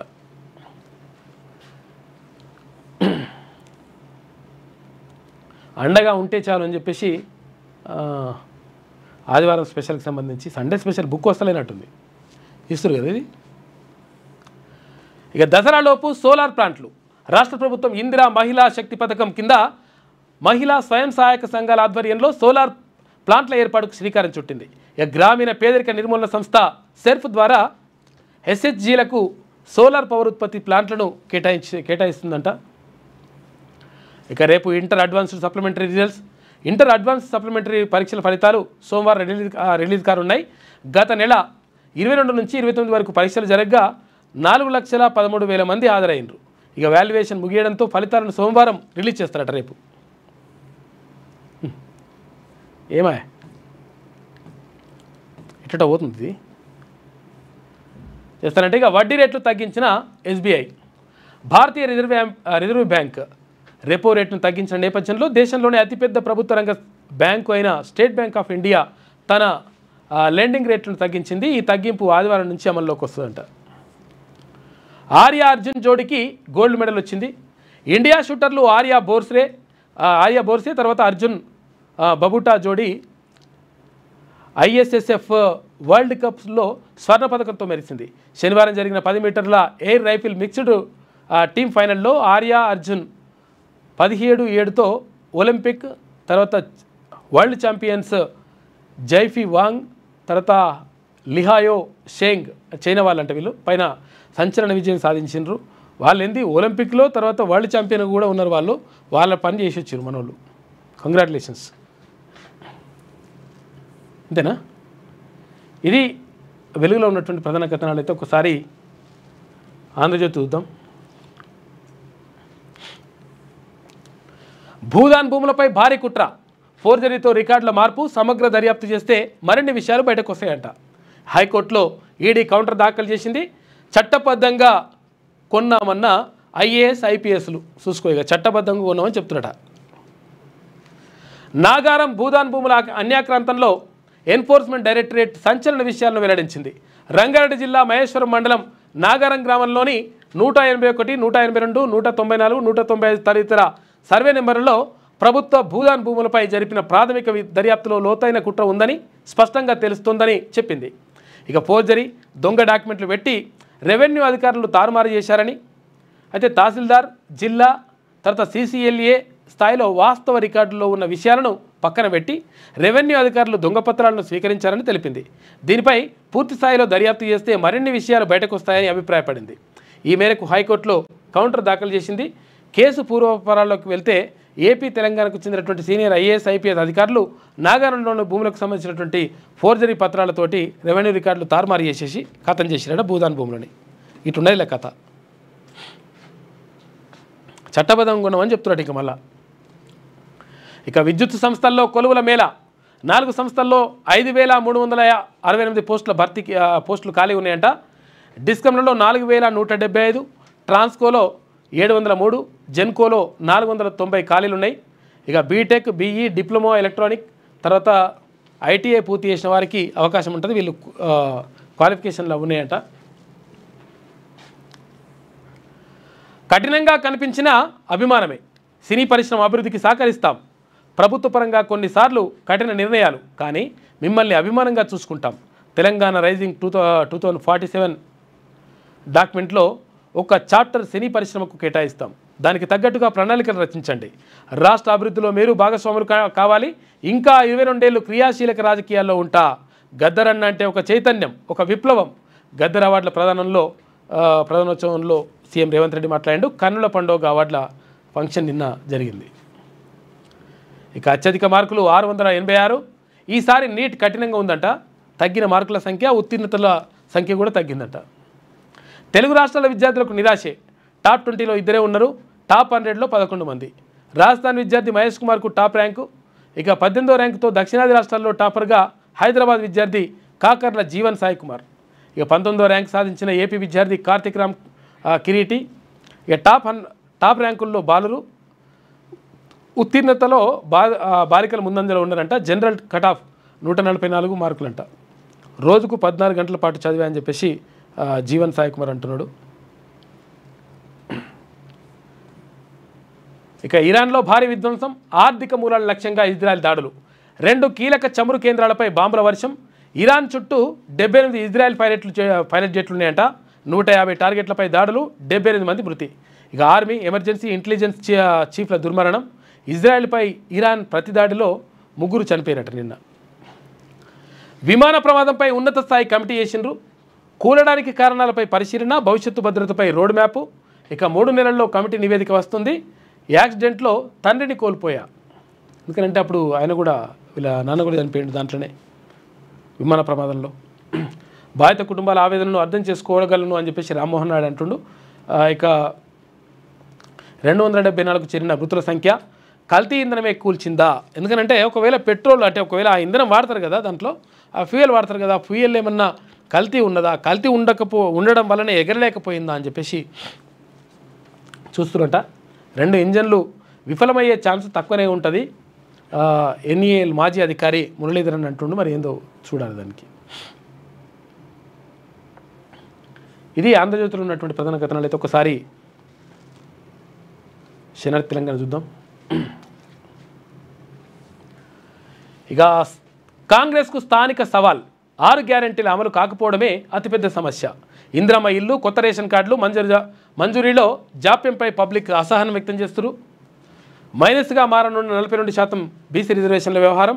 పార్టీ మంత్రి పదవి దక్కని నేతల్లో అసంతృప్తి ఉందంట. స్థానిక ఎన్నికల్లో వీరి సమన్వయం, సహకారాలేమీ పెద్ద ఇబ్బందే. మెజార్టీ జెడ్పీటీసీ, ఎంపీటీసీ స్థానాలను గెలుచుకోలేకపోతే కాంగ్రెస్కు మరింత గడ్డుకాలమే ఉండేటువంటి పరిస్థితి ఉందంట. మొత్తం మీద ఇక్కడ స్థానిక సంస్థల్లో 42% రిజర్వేషన్ కల్పిస్తాం. తర్వాత విద్యా ఉద్యోగాల్లో కూడా 42% రిజర్వేషన్ని బీసీలకు కల్పిస్తామని చెప్పేసి గతంలో కాంగ్రెస్ హామీ ఇచ్చింది. హామీ ఇచ్చినటువంటి నేపథ్యంలో హామీ అమలు చేయాల్సినటువంటి బాధ్యత ఇప్పుడు ప్రభుత్వం పైన ఉన్నది. ఎందుకంటే ప్రభుత్వం ఏర్పడదు కాబట్టి ఇప్పుడు మరి ఎట్లా ఏం కథ అని చూసుకుంటే, ఇప్పుడు స్థానిక సంస్థల ఎన్నికలు పెడితే నిజంగా ఒకవేళ 42% రిజర్వేషన్ అమలు చేయకపోతే బీసీలందరూ కూడా తిరగబడేటువంటి అవకాశం ఉంది. దీనివల్ల ఏమవుతుంది అంటే, ఎవరైతే అనుకుంటారో, ఎవరైతే బీసీలకు అన్యాయం చేసినారో వాళ్ళ పని చేసేటువంటి కార్యక్రమం నడుస్తుంది. అందుకని మరి ఏం చేస్తారో చూడాలి. తెలంగాణ కాంగ్రెస్కు స్థానిక ఎన్నికల సవాల్ విసురుతున్నాయి. ఈ ఎలక్షన్లో ఆ పార్టీ మెజార్టీ జెడ్పీటీసీలు, ఎంపీటీసీల స్థానాలను కైవసం చేసుకోవడం తప్పనిసరి. ఇక లోకల్ బాడీలో వచ్చే మెరుగైన ఫలితాలను బట్టే మున్ముందు కాంగ్రెస్ ఉన్నత భవిష్యత్తుపై ఒక అంచనా వేయొచ్చు. గత శాసనసభ ఎన్నికల సందర్భంగా కాంగ్రెస్ పార్టీ అనేక హామీలను ఇచ్చింది. ముఖ్యంగా 6 గ్యారెంటీలపై ఆ పార్టీ పెద్ద ఎత్తున ప్రచారం ప్రజలకు విస్తృతమైన ఆశలను కల్పించింది. అయితే వాటిలో మెజార్టీ హామీలు అమలు కాకపోవడం అనేది స్థానిక ఎన్నికల్లో కాంగ్రెస్కు మైనస్గా మారే అవకాశాలు కనిపిస్తున్నాయి. మహాలక్ష్మి పథకం కింద ప్రతి నెల మహిళలకు 2,500 రూపాయల ఆర్థిక సాయం చేస్తామని చెప్పిన ప్రామిస్ను ఆ పార్టీ నిలుపుకోలేకపోయింది. దీంతో రాష్ట్రంలో మెజార్టీ మహిళలు కాంగ్రెస్ గత ఎన్నికల సందర్భంగా ఇచ్చిన మహాలక్ష్మి పథకం గురించి లోకల్ బాడీ ఎలక్షన్లో ప్రశ్నించే అవకాశాలు ఎక్కువ. అయితే అలాగే రైతు భరోసా పేరిట రైతులకు ఎకరాకు ఏడాదికి 15,000 రూపాయల ఆర్థిక సాయం, కౌలు రైతులు, భూమి లేని వ్యవసాయ కూలీలకు 12,000 రూపాయలు అందజేస్తామంది. కానీ గత వానాకాలంలో రాష్ట్ర వ్యాప్తంగా అందరి రైతులకు రైతు భరోసాను సక్రమంగా అమలు చేయలేకపోవడంతో ప్రజల్లో కాంగ్రెస్ పట్ల వ్యతిరేకత పెరిగింది. ఇక ఇందిరమ్మ ఇళ్ల పరిస్థితి గురించి ప్రత్యేకంగా చెప్పాల్సిన పని లేదు. అర్హులైన అందరికీ ఇందిరమ్మ ఇల్లు ఇస్తామని చెప్పింది. అందులో భాగంగా ఇప్పటికే ప్రభుత్వం అధికారులతో అనేక సర్వేలు చేయించింది. కానీ ఇప్పటిదాకా ఏ జిల్లాలో కూడా ఇందిరమ్మ ఇల్లు ఇచ్చిన దాఖలాలు పూర్తి స్థాయిలో లేకపోవడంపై పబ్లిక్లో ప్రభుత్వంపై అసంతృప్తి పెరిగింది. అటు యువ వికాసం పేరుతో సర్కారు చేసిన అడావిడి కూడా అటకెక్కింది. ఇట్లా చాలా విషయాల్లో కూడా మొత్తం కూడా హామీలు ఇచ్చింది, అవతల పడ్డది. కాబట్టి ఇప్పుడు నష్టమే జరుగుతుంది అని చెప్పేసి అంటా ఉన్నారు.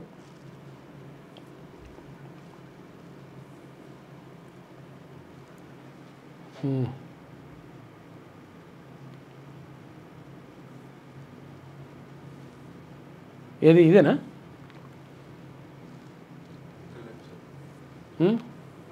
ఇదే కదా, ఓకే రైట్.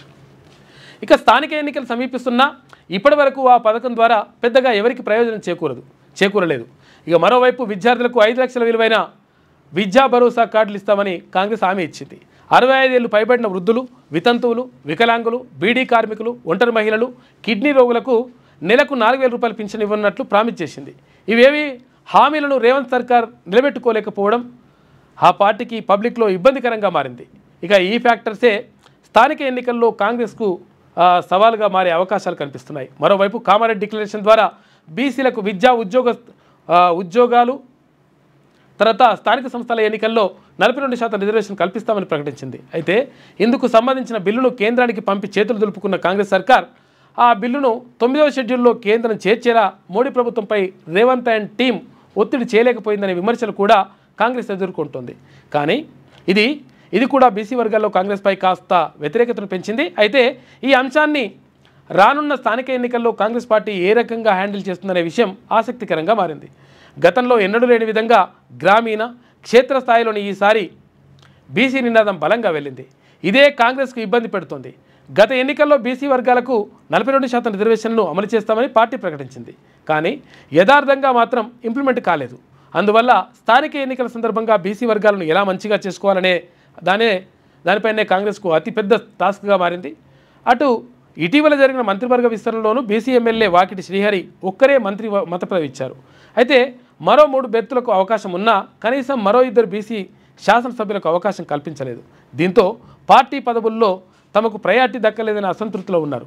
వీరిని కూడా స్థానిక ఎన్నికల సందర్భంగా బుజ్జగించి వారిని సమన్వయం చేసుకొని లోకల్ బాడీ ఎలక్షన్లో మెజార్టీ స్థానాలను కాంగ్రెస్ కైవసం చేసుకోవడం సవాలు కానుంది అని చెప్పేసి ఒక ప్రత్యేక వ్యాసం వేసింది శనివారం తెలంగాణ దినపత్రిక. మొత్తం మీద బీసీ రిజర్వేషన్ అనేటువంటి అంశము ఇప్పుడు కాంగ్రెస్ పార్టీకి ఇప్పుడు గొడ్డల పెట్టిలాగా తయారైపోయింది. ఎందుకంటే నిజంగా ఇప్పుడు 42% రిజర్వేషన్ అమలు చేస్తారా? అమలు చేయకుండా మేము 42% మేము ప్రకటిస్తామంటే 42% ప్రకటిస్తే ఎట్టి పరిస్థితుల్లో బీసీ ప్రజలు ఒప్పుకునేటువంటి పరిస్థితి లేదు. ఎందుకంటే రిజర్వేషన్ అమలు చేస్తే గ్యారంటీగా ఆయా స్థానాలు అంటే కేటాయించినటువంటి స్థానాలు బీసీలకు మాత్రమే చెందుతాయి. మీరు ఒకవేళ కేటాయించిననుకో ఇంకో పార్టీ కేటాయించదు, అప్పుడు ఏమవుతుంది? దెబ్బ పడుతుంది. కాబట్టి బీసీలందరూ కూడా వ్యతిరేకంగా కనిపిస్తున్నటువంటి పరిస్థితి కనిపిస్తూ ఉంది. కాబట్టి ప్రభుత్వం దీనిపైన ఆలోచన చేసి ఆ బీసీ రిజర్వేషన్ని ఎట్లా అమలు చేస్తే బాగుంటుందో చూసి దాన్ని అమలు చేసి ఆ తర్వాత స్థానిక ఎన్నికలకు పోతే బాగుంటుందని చెప్పేసి విశ్లేషకులు అంటున్నారు. ఐలయ్య పని మనిషి ఆత్మహత్య, ఇంట్లో ఐరన్ రాడ్కు ఊరేసుకొని సూసైడ్ చేసుకున్నారంటే అప్పుల బాధతోనే రవి బలవన్ మరణం. మృతుడి భార్య గంధమల్ల నవిత ఫిర్యాదు చేసిన మేరకు పోలీసులు కేసు నమోదు చేసుకున్నారు. 3 ఏళ్ల క్రితం ప్రైవేట్ బ్యాంకు నుంచి రవి లోన్ తీసుకున్నట్లు వెల్లడి. రుణం కట్టలేకనే మనస్తాపంతో రవి చనిపోయినట్లుగా నవిత వివరణ ఇచ్చింది. అయితే నవిత ఐలయ్య మధ్య అక్రమ సంబంధం ఉందంటూ బీఆర్ఎస్ విస్తృతంగా ప్రచారం చేసిందంట. పోలీసులకు ఐలయ్య అనుచరులు దీనిపైన ఫిర్యాదు చేసిండ్రు. ప్రభుత్వ వైపు ఆలేరు శాసనసభ్యులు బిర్లా ఐలయ్య పని మనిషి గంధమల్ల రవి ఆత్మహత్య చేసుకున్నాడు. యాదగిరిగుట్టలోని ఎమ్మెల్యే నివాసంలో శనివారం 3వ అంతస్తులో పెంట్ హౌస్లో ఉరేసుకొని ఆత్మహత్య చేసుకున్నట. ఇక హై లెవెల్ కమిటీ దర్యాప్తు, విమాన ప్రమాదంపై విచారణకు 5 సభ్యులతో కమిటీ చేశాం. ఇక బ్లాక్ బాక్స్ విశ్లేషణతో మరిన్ని విషయాలు తెలుస్తాయి. మేడే కాల్ తర్వాత ఏటీసీకి స్పందన రాలేదు. DNA పరీక్షలు జరుగుతున్నాయి. మృతదేహాలను వీలైన తొందరగా అందజేస్తాం. నా తండ్రి యాక్సిడెంట్లోనే చనిపోయారు. ఆ బాధ నాకు తెలుసు. బాధిత కుటుంబాలకు అండగా ఉంటాం కేంద్ర విమానయాన మంత్రి రామ్మోహన్ నాయుడు చెప్పిండు నిన్న. ఇక ఎయిర్ సేఫ్టీపై ఉన్నతాధికారులతో సమీక్షా సమావేశం నిన్న నిర్వహించిండు. ఇక Mayday Mayday Mayday, no power, no third, no thrust, going down అంట. పైలట్ చివరి 4 మాటలు. ఏటీసీకి సుమిత్ 5 సెకండ్ల సందేశం, వెంటనే కూలిన విమానం. ఏటీసీ తిరిగి స్పందించిన నో రెస్పాన్స్ అంట. అప్పటికప్పుడు మేడే మేడే అనంట అని ఇట్లా చెప్తుంటేనే అది క్రాష్ అయిపోయింది. ఇక స్థానిక ఎన్నికల ఆలోచన సరికాదు, 42% రిజర్వేషన్లు కల్పించకుండా ఎన్నికలు నిర్వహిస్తే ఊరుకోబోం. సామాజిక తెలంగాణ సాధనకు విద్యార్థి లోకం కదిలి రావాలి. రాహుల్ దర్శనం లేక రేవంత్ విలవిల. పాలనలో సీఎంకు పాస్ మార్కులు రాలే అని చెప్పేసి ఎమ్మెల్సీ కల్వకుంట్ల కవిత అంటుంది. మీకే వచ్చినాయమ్మా మార్కులు. ఇక బీసీల లక్ష్యం రాజ్యాధికారం కావాలి. బీసీలు రాజకీయ పార్టీలు పెట్టాలి. బీసీల పాలనతోనే అభివృద్ధి సాధ్యం. మాజీ ఐఏఎస్ అధికారి టి చిరంజీవులు. బీసీ వర్గాల మధ్య సమన్వయం మరింతగా పెరగాలి అని చెప్పేసి మాజీ ఐపీఎస్ పూర్ణచంద్రరావు అంటున్నారు. ఇక చైతన్యంతో ముందుకు వెళ్ళాలి చెరుకు సుధాకర్ అంటున్నారు. నల్లగొండ బీసీ సదస్సుకు అపూర్వ స్పందన. బీసీలు రాజ్యాధికారమే లక్ష్యంగా పనిచేయాలని, దేశంలోని ఇతర రాష్ట్రాలను తెలంగాణలోని వెనుకబడిన కులాల నేతలు ఆదర్శంగా తీసుకుని రాజకీయ పార్టీలను స్థాపించి రాజ్యాధికారం సాధించాలని బీసీ ఇంటలెక్చువల్ ఫోరం చైర్మన్ మాజీ ఐఏఎస్ అధికారి టి చిరంజీవులు పిలుపునిచ్చారు. అయితే శనివారం బీసీ ఇంటలెక్చువల్ ఫోరం నల్గొండ శాఖ ఆధ్వర్యంలో నల్గొండ పట్టణం ప్రకాశం బజార్ టీఎన్జిఓ భవన్లో శ్రీకాంతాచారి ప్రాంగణంలో విద్యా ఉద్యోగాలు, స్థానిక సంస్థల్లో బీసీలకు 42% రిజర్వేషన్లు అనే అంశంపై సదస్సు నిర్వహించారు. ఈ సదస్సుకు చిరంజీవులు ముఖ్య అతిథిగా హాజరయ్యారు. ఈ సందర్భంగా ఆయన మాట్లాడుతూ బీహార్లో బీసీలైన యాదవులు, కురుబలు ఆధిపత్యం ఉందన్నారు. తమిళనాడులో డిఎంకే, ఉత్తరప్రదేశ్లో సమాజ్వాదీ పార్టీ బీసీ కార్డుతోనే సక్సెస్ అయ్యాయన్నారు. తమిళనాడులో బీసీలు పరిపాలిస్తుండడం వల్లనే ఆ రాష్ట్రం అన్ని రంగాల్లో అభివృద్ధి చెందిందన్నారు. తలసరి ఆదాయం అందరికీ సమానంగా పెరిగిందన్నారు. బీహార్లో జనతాదళ్, ఆర్జేడీ సుదీర్ఘంగా పరిపాలిస్తూ బీసీల ఆత్మగౌరవ బావుట ఎగరవేస్తున్నారన్నారు. అయితే తెలంగాణ, ఆంధ్రప్రదేశ్ తప్ప బీసీలు అన్ని చోట్ల అధికారాన్ని కొనసాగుతున్నారు. ఇప్పటి వరకు తెలంగాణలో సాయుధ రైతాంగ పోరాటం, నక్సల్బరీ పోరాటం, తెలంగాణ ఉద్యమం, జల్ జంగల్ జమీన్ పేరిట ఆదివాసీ ఉద్యమాలు జరిగాయని, ఇక ముందు బీసీ ఉద్యమం ఒక్కటే జరగాల్సి ఉందన్నారు. వెస్ట్ బెంగాల్లో బ్రాహ్మణుల పరిపాలన వల్ల ఆ రాష్ట్రంలో ఇప్పటి వరకు అభివృద్ధి సాధించలేదన్నారు. ఇక బ్రిటిష్ వారు పరిపాలించిన కాలంలో మనకు సమానత్వం, సాంప్రదాయ తృత్వం ఇదంతా తప్పు రాసింది పరిచయం చేసినప్పటికీ ఆత్మగౌరవం కోసం పరిపాలన కోరుకున్నామన్నారు. అగ్రకులాలు చేసే ఉద్యమంలో చురుకుగా పాల్గొంటూ బీసీల ఆత్మాభిమాన ఉద్యమంలో వెనుకబడుతున్నామని ఆవేదన వ్యక్తం చేశారు. తక్కువ జనాభా ఉన్న రొడ్లు, వెలమలు, కమ్మలు నుంచి అధిక శాతం ఎమ్మెల్యేలు ఎన్నికవుతున్నారని, అధిక జనాభా ఉన్న బీసీల నుంచి తక్కువ శాతం ఎమ్మెల్యేలు ఎన్నికవుతున్నారని ఆవేదన వ్యక్తం చేశారు. ఇక స్థానిక సంస్థల్లో బీసీలకు 42% రిజర్వేషన్లు అమలు చేసి ఎన్నికలకు పోవాలని, లేని పక్షంలో ఎన్నికల్లో యావత్ తెలంగాణ బీసీలు కాంగ్రెస్ పార్టీకి గుణపాఠం చెప్తారని హెచ్చరించారు. మాజీ ఐఏఎస్ అధికారి పూర్ణచంద్రరావు మాట్లాడుతూ బీసీ వర్గాల మధ్య సమన్వయం మరింతగా పెరగాలన్నారు. ప్రజా నాయకులు చెరుకు సుధాకర్ మాట్లాడుతూ బీసీలో చైతన్యం భారీగా పెరగాల్సిన అవసరం ఉందన్నారు. ఈ కార్యక్రమంలో BC intellectual forum core committee సభ్యులు పాలకూరి అశోక్ గౌడ్, తర్వాత కోర్ కమిటీ సభ్యులు చామకూరి రాజు, కేవి గౌడ్, తర్వాత చెన్న శ్రీకాంత్, కొండల్ గౌడ్, నల్గొండ జిల్లాకు సంబంధించిన ఉద్యోగ సంఘాల నేతలు తరాళ పరమేశ్ యాదవ్, సమీర్ కుమార్, నకిరికంటి కాశయ్య, పందుల సైదులు, రామరాజు, రాఘవేంద్ర కళాశాల శంకర్ గౌడ్, మల్లయ్య ముదిరాజ్, తర్వాత తాండ కృష్ణ కౌండనియ తదితరులందరూ కూడా నిన్న పాల్గొన్నారు కార్యక్రమంలో. మొత్తం మీద బీసీల లక్ష్యం రాజ్యాధికారం కావాలని చెప్పేసి వాళ్ళు ఆకాంక్షించారు. దానికి సంబంధించి నిన్న సభ జరిగింది.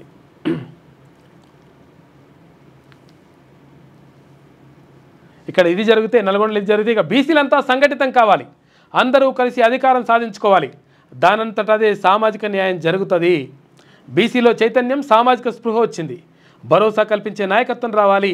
బీసీలను వెనక్కి నెట్టడం వల్లనే దేశం వెనుకబాటు. ఓబీసీల పోరుబాట పుస్తకావిష్కరణ సభలో బీసీ నేతలు మాట్లాడినరు. ఇది అక్కడ నరహరి సార్, అంటే ఇక్కడ ఐఏఎస్ ఆఫీసర్, ఆయన మధ్యప్రదేశ్లో పనిచేస్తున్నట్టుండి, ఆయన ఐఏఎస్ ఆఫీసరు. ఆయన రాసిండు ఓబీసీల పోరుబాట అనే పుస్తకం. నిన్న ఆవిష్కరణ కార్యక్రమం జరిగింది. దాంట్లో ఇవి మాట్లాడినారు. గ్రాండ్గా గద్దర్ అవార్డులు, స్పెషల్ అట్రాక్షన్గా అల్లు అర్జున్ అని చెప్పేసి ఒక వార్త కనిపిస్తూ ఉంది. తెలంగాణ గద్దర్ అవార్డుల ప్రధానోత్సవం హైదరాబాద్లోని హైటెక్స్లో శనివారం సాయంత్రం గ్రాండ్గా నిర్వహించారు. దాదాపు 14 ఏళ్ల తర్వాత చలనచిత్ర పరిశ్రమలో జరుగుతున్న అవార్డుల కార్యక్రమం ఇది. ఈ వేడుకకు Telangana CM Revanth Reddy, deputy CM బట్టి విక్రమార్క, సినిమాటోగ్రఫీ మంత్రి కోమటిరెడ్డి వెంకటరెడ్డి, ఎఫ్డీసీ చైర్మన్ నిర్మాత దిల్ రాజు, ఎఫ్డీసీ ఎండి హరీష్ అల్లు వీళ్ళందరూ కూడా నిన్న పాల్గొన్నారంట. మధ్యప్రదేశ్లో ఎన్కౌంటర్, 4 మావోయిస్టుల మృతుల్లో 3 మహిళా మావోలు కూడా ఉన్నారంట. గ్రెనేడ్ లాంచర్, 4 రైఫిళ్లు, తర్వాత ఆయుధాలు స్వాధీనం చేసుకున్నారు. కొనసాగుతున్న సెర్చ్ ఆపరేషన్. మరి ఇప్పుడు ఛత్తీస్గఢ్ పోయింది, ఇప్పుడు మధ్యప్రదేశ్లోకి వచ్చింది కథ. కేంద్రానికి ఉత్తమ్ లేఖ, బనకచర్ల ప్రాజెక్టుపై తీవ్ర అభ్యంతరం, ఏపీ పిఎఫ్ఆర్ను తిరస్కరించాలి, డిపిఆర్ సమర్పణను ఆపాలని వినతి, ఈ టెండర్లు పిలవకుండా నిలువరించాలని చెప్పేసి ఉత్తమ్ కుమార్ రెడ్డి ఆ లేఖలో పేర్కొన్నాడు.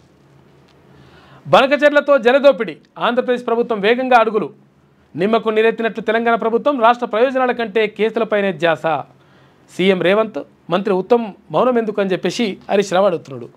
అప్పుడు భారీ నీటిపారుదల శాఖ మంత్రిగా ఉన్నది ఈయననే, ఎవరు? హరీష్ రావు. భారీ నీటిపారుదల శాఖ మంత్రిగా ఉండి ఆగమాగం చేసేసి కాళేశ్వరం కథం చేసి పడేసిండు. ఆ తర్వాత ఇప్పుడు ఏది ఇక్కడ మన రాయలసీమ లిఫ్ట్ ఇరిగేషన్ కానీ పోతిరెడ్డిపాడు నుంచి నీళ్ళు తీసుకోతుంటే కానీ అప్పుడు సపోర్ట్ ఇవ్వలేదు. ఇప్పుడు మళ్ళీ మాట్లాడుతున్నాడు ఈయన. మాజీ మంత్రి బీఆర్ఎస్ ఎమ్మెల్యే హరీష్ రావు మాట్లాడిండు. ఇక గోదావరి బనకచెర్ల ప్రాజెక్టుపై పవర్ పాయింట్ ప్రజెంటేషన్ నిన్న ఇచ్చిండు.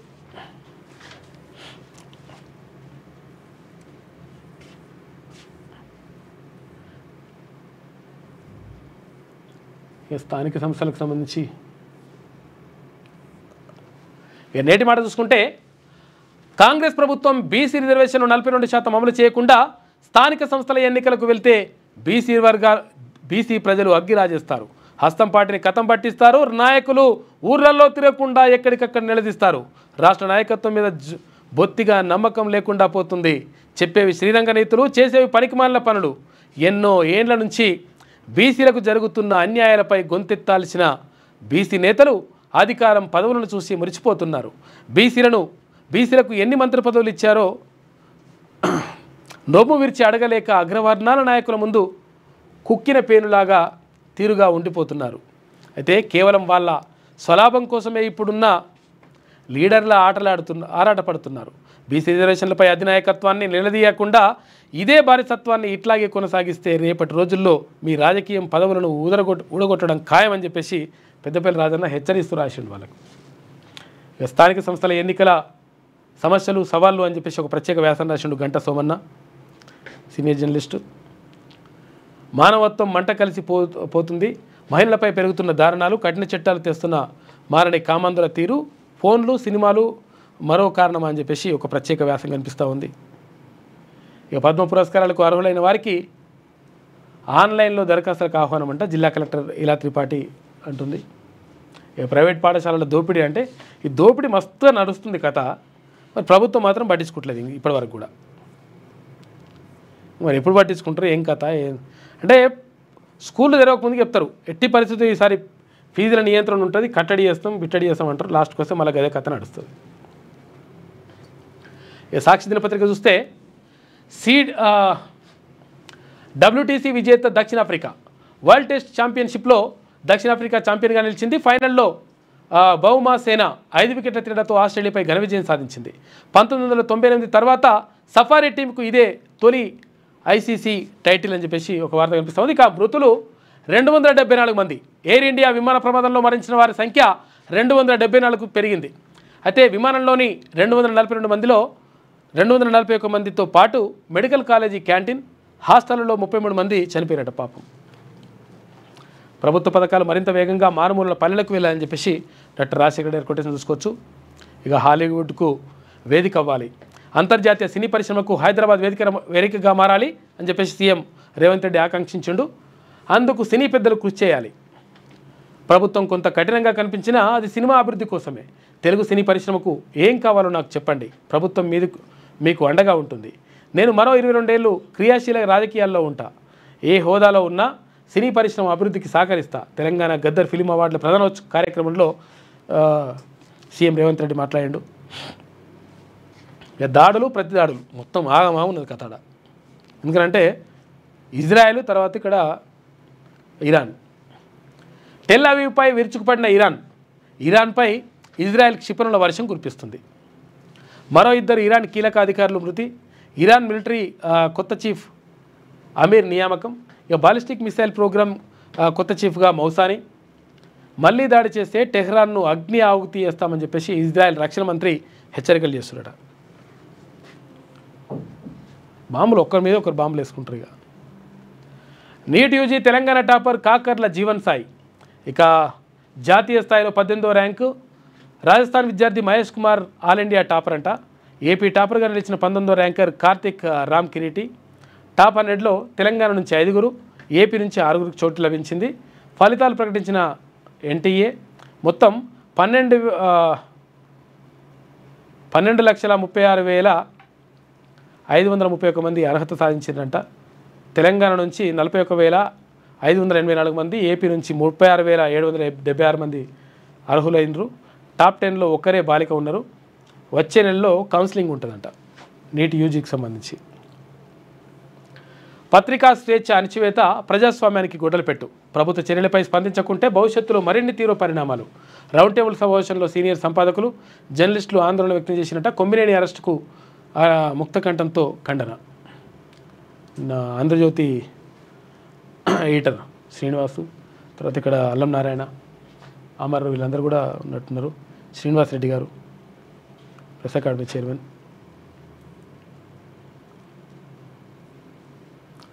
ఇక ప్రమాదంలో 26 మెడికల్ కాలేజీల మనుగడ. రాష్ట్రంలో ప్రభుత్వ వైద్య కళాశాల నిర్వహణపై ఎన్ఎంసీ అసంతృప్తి వ్యక్తం చేసింది. 18న ఢిల్లీలో వ్యక్తిగత విచారణకు రావాలని ఆరోగ్య శాఖ కార్యదర్శి డిఎంఈకి పిలుపునిచ్చింది. ఇక విచారణలో ఎన్ఎంసీ సంతృప్తి చెందకపోతే 2,700 సీట్లపైన ప్రభావం పడుతుందంట. అమెరికాలో చట్ట సభ్యులపై కాల్పులు జరిగినాయంట. ఏముంది కేఎఫ్సా ఇది సాక్షిలో ఉన్నటువంటి ప్రధాన కథనాలు. అయితే ఒకసారి ఏమంటుందో చూద్దాం. ఇక ఆర్బీఐ రుణాలు చౌకనంట. రుణాలు అగ్గువైపోయినాయంట. హోమ్ లోన్లపై 0.5% తగ్గిన వడ్డీ రేటు 8.65% నుంచి 8.15%కి ఈబీఎల్ఆర్ తగ్గించినట. కాంగ్రెస్ బీజేపీ చారిత్రక ద్రోహం అంట. వీళ్ళు చేసిన మోసం కట్టి మీరు చేసిన మోసం కట్టినా. రేవంత్ రెడ్డి ప్రభుత్వం మౌనం ఆంధ్రప్రదేశ్కు వరం. 200 టీఎంసీలు మళ్లింపు పేరిట జల హక్కులకు చెర. 400 టీఎంసీలు తరలించుకునేందుకు తెరచాటు కుట్ర. అసలు యాక్చువల్గా 554 టీఎంసీలు రావాల్సి ఉంటే ఏది కృష్ణా జలాలల్లో 299 టీఎంసీలు చాలని చెప్పేసి సంతకం పెట్టేసి వచ్చారు. అప్పుడు నువ్వు నీటిపారుదల శాఖ మంత్రి ఉంటే మీ మామ ముఖ్యమంత్రి ఉండే. ఇప్పుడు మళ్ళీ అన్యాయం జరిగింది, కాంగ్రెస్ మోసం చేసింది, బీజేపీ మోసం చేసిందని చెప్పేసి ఈయన మాట్లాడుతున్నాడు. బాబు డైవర్షన్లోనే కాంగ్రెస్ ప్రభుత్వం నడుస్తున్నదా? గోదావరి జలాలను చెడబడుతున్న అందుకే చోద్యం.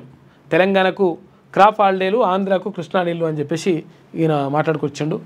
గోదావరి బనకచెర్ల లింక్తో తెలంగాణ జల హక్కులకు గండి కొడుతున్న ఏపీ. ఇప్పుడు 200, మున్ముందు 400 టీఎంసీలు తరలించుకుపోయే పన్నాగం. ఇక మరో పోతిరెడ్డిపాడుల జీబీ లింక్ అంట. నియంత్రించాల్సిన కేంద్రమే సాయం చేస్తుంది. బాబు బీజేపీతో లోపాయకారి ఒప్పందం అంట. గురుదక్షిణగానే రేవంత్ మౌనం. ఇకనైనా జీబీ లింక్పై పోరాడాలి, లేదంటే బీఆర్ఎస్ కార్యాచరణ తీసుకుంటుందని చెప్పేసి హరీష్ రావు అంటున్నాడు. మరి అప్పుడేం చేసినవే నువ్వు మంత్రిగా ఉన్నప్పుడు? అసెంబ్లీ సెషన్ పెట్టాలి, మరి పెడితే మీ మామని రమ్మని ఒకసారి. నీటి హక్కులు కాపాడాల్సిందే, కానీ కాకపోతే మీరు చేసిన కథ ఏందని. ఏపీ డిపిఆర్ను అడ్డుకోండి. బనకచెర్ల గోదావరి పిఎఫ్ఆర్ను తిరస్కరించండి. కేంద్ర జలశక్తి మంత్రి సిఆర్ పాటిల్కు మంత్రి ఉత్తమ్ కుమార్ రెడ్డి లేఖ రాసిండు. హరీష్ రావు ప్రెస్ మీట్ అనంతరం హడావిడిగా విడుదల చేసిందని చెప్పేసి అంటుంది. ఇక ఊహించుకొని మరణ శాసనం. ఎయిర్ ఇండియా విమాన ప్రమాదంలో 270కి చేరిన మృతుల సంఖ్య. మృతుల్లో మెడికల్ ఉన్నారంట. పాపం వారి కుటుంబ సభ్యులతో పాటు స్థానిక చిరు వ్యాపారులు, రోగులు, బంధువులు ఉండొచ్చు అని చెప్పేసి అంచనా వేస్తున్నారు. అనుకోని ఘటనతో అనంత వాయువుల్లోకి అమాయక ప్రాణాలు. దేశ ప్రజలను కంటతడి పెట్టిస్తున్న మృతుల విషాద గాథలు. పాపం ఒక్కొక్కరిది ఒక్కో బాధ. భూదాన్ నిజమే. అధికారుల అండతో భూముల స్వాహకు కబ్జాదారుల కుట్ర వండిను అని చెప్పేసి ఈడీ అంటుందంట. ప్రైవేటు వ్యక్తులతో అధికారులు కుమ్మక్కైనరు, రికార్డులు తారుమారుతూ భారీ పన్నాగం, తహసీల్దార్ నుంచి సీసీఎల్ఏ వరకు దాకా పాత్ర ఉందంట. త్వరలో మరిన్ని కీలక విషయాలు వెల్లడిస్తాం. హైకోర్టులో కౌంటర్ దాఖలు చేసిన ఈడీ అని చెప్పేసి ఎన్ఫోర్స్మెంట్ డైరెక్టరేటు చెప్తా ఉందంట. రంగారెడ్డి జిల్లా మహేశ్వరం మండలం నాగారంలో భూదాన్ భూములు ఖతం చేసి పడేసారు. అలా ఐఏఎస్ ఐపీఎస్ ఆఫీసర్లు ఉన్నారంట ఎక్కువ. ఇక నేటి యూజీ స్టేట్ టాపర్ జీవన్ అని చెప్పేసి ఒక వార్త కనిపిస్తుంది. మధ్యప్రదేశ్లో ఎన్కౌంటర్, 4 మావోయిస్టుల మృతి. ఈ రైతు భరోసా ఏమైంది సారు? డోర్నకల్ ఎమ్మెల్యే రామచంద్ర నాయక్ను నిలదీసిన మహిళలు. ఈమె రాసుకొస్తుంది ఇట్లా. గద్దర్ అవార్డులని కింద కనీసం ఇక్కడ చిన్న టైటిల్ కూడా పెట్టలేదు. ఈమె చిన్న టైటిల్ కూడా ఇట్లా చిన్న ఫోటో వేసేసి ఇట్లా మొత్తం వార్త రాసుకొచ్చింది అంతే. టైటిల్ కూడా పెట్టలే. ఎందుకనంటే ఈమెకి ఇష్టం ఉండదు. గద్దర్ ఉన్నప్పుడే ఆయన ఆడ లేవెట్టింది కదా ఈమె కాక. మొత్తం మీద జరుగుతున్నటువంటి పరిణామాలు ఇట్లా ఉంటే ఇక 42% రిజర్వేషన్ పైన అంశంపైనే ప్రధానంగా చర్చనీయాంశంగా మారింది. ఇది రాష్ట్ర వ్యాప్తంగా ఇదే చర్చ జరుగుతూ ఉంది.